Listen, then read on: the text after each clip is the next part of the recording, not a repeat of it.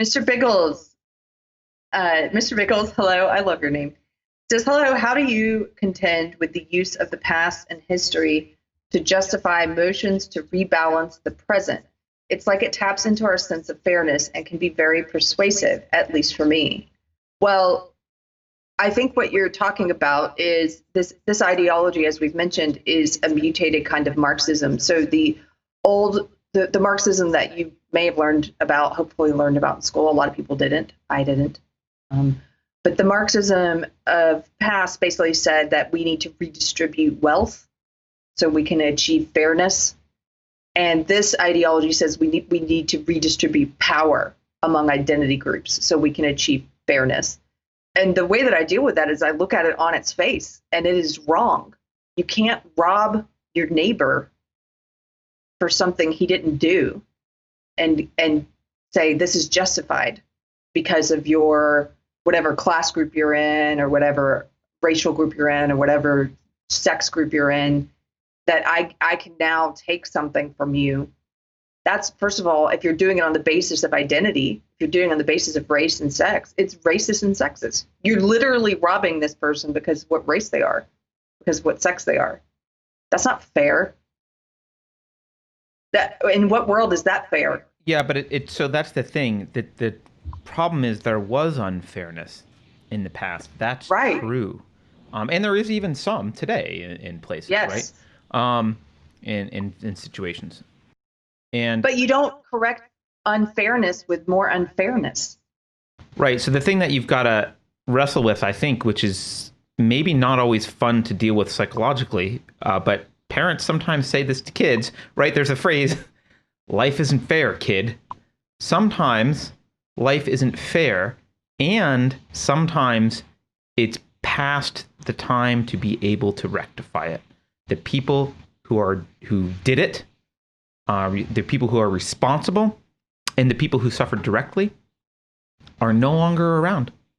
And when especially when the people that are responsible are no longer around, the possibility of restitution dies with them.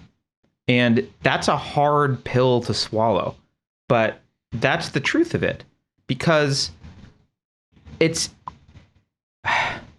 fairness or unfairness or action, moral behavior or immoral behavior, those are ascribed to individuals. Those are people, not groups. Whites didn't do anything to blacks. Some white people did bad things to some black people, most black people in America.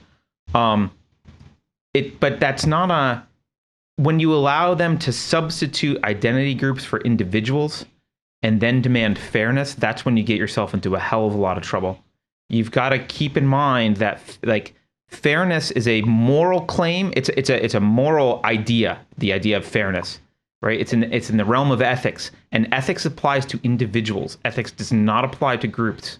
There's no such thing as a group's ethics. I mean, unless every single person in the group has the exact same ethic. So that's where they get you. They convince you that there was unfairness, and they're right, but they gloss over the difference between individuals and groups, and they ignore the fact that that unfairness is not resolvable any longer. The best you can do is to recognize what caused it and root that out so that you don't root that out in the future.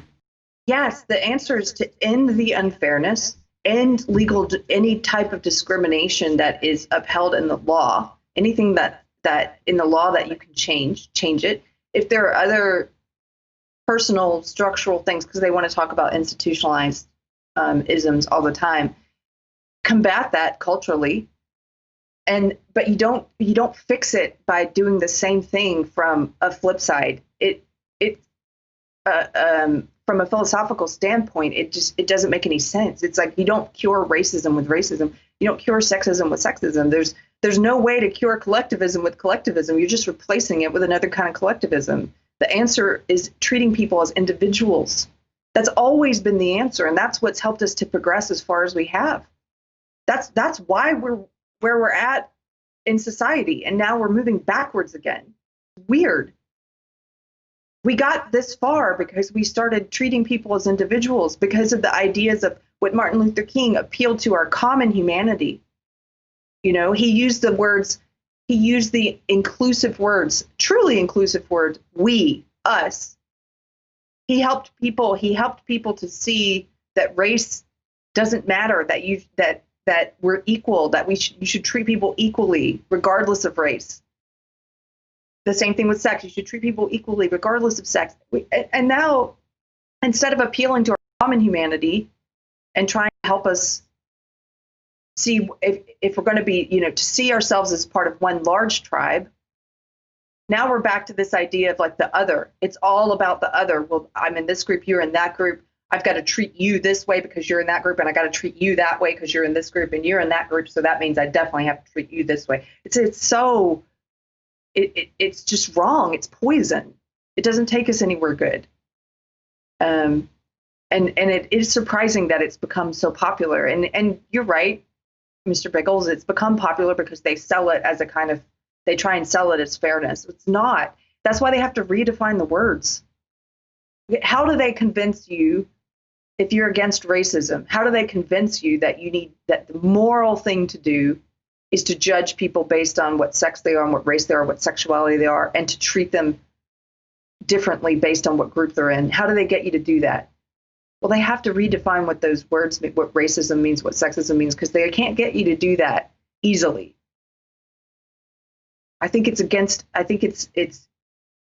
we've been raised in a liberal culture with liberal ideas of individualism and equality.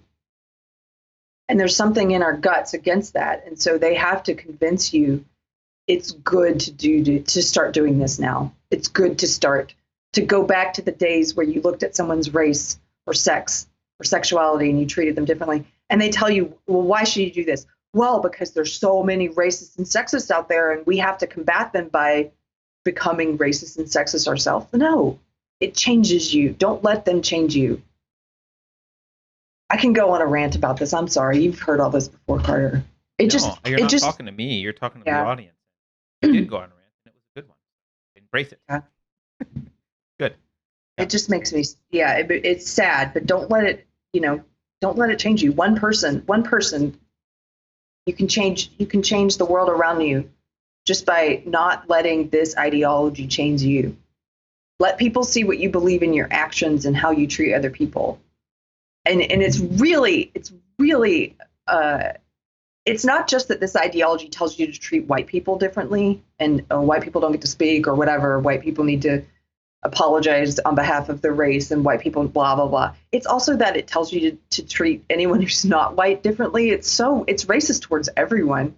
That's why these white social justice warriors in a lot of the groups I'm in, the female white women, the white women who are social justice warriors, they're always confessing in these groups how they have trouble making friends with women of color. It's weird, but I think it's because they've adopted an ideology that's telling them to look at women of color differently and to treat them differently. So when they meet someone, they're not just saying, "Hi, I'm Carrie. Hi, Carter. Nice to meet." They're not meeting people as individuals. They're meeting an individual and they're treating that individual as a group. And so there's this example I've given a lot, but it was the white woman who said that a black woman had moved to her town and she's like, I want to befriend her. Well, first of all, why do you so eagerly, desperately want to befriend just because she's a woman of color? It's really condescending. It's like you're trying to collect her. But let's say But she is trying to collect her.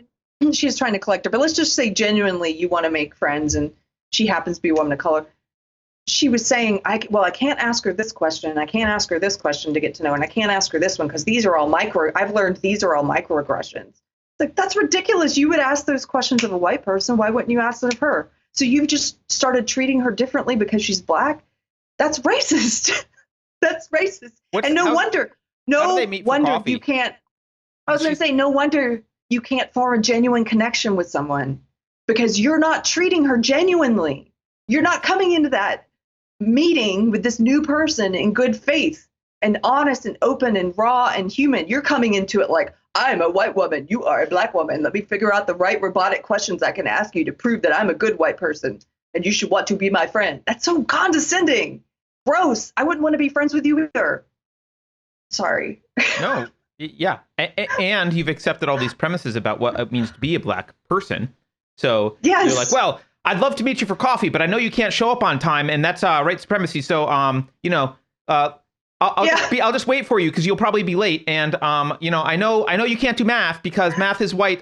So I'll handle the math transaction with Starbucks because I know you can't count change because that's a Yeah. white thing. And like all of these condescending beliefs they have about black people. If I were a black person, the last person I would want to befriend is a white person who believed those things about me because of my race. It's like Yeah. it blows my mind. It's gross. It's so gross. I don't know why sometimes I'm baffled that they can't see it, but yeah, it's the last, nobody wants to be friends with someone like that. No wonder no wonder all of your friends are other cult members. Yeah, and they're not really friends. As I say, You have a social bunch justice of white warriors. liberal elitist Yeah. friends who sit around talking about black people all the time. What is wrong with you? And you come into the relationship as if you know everything about as if you know everything about that individual because you know what black people think. No, you don't. You don't know what that woman thinks. You have no idea. Why don't you meet her as an individual? So bad. Anyway. So bad.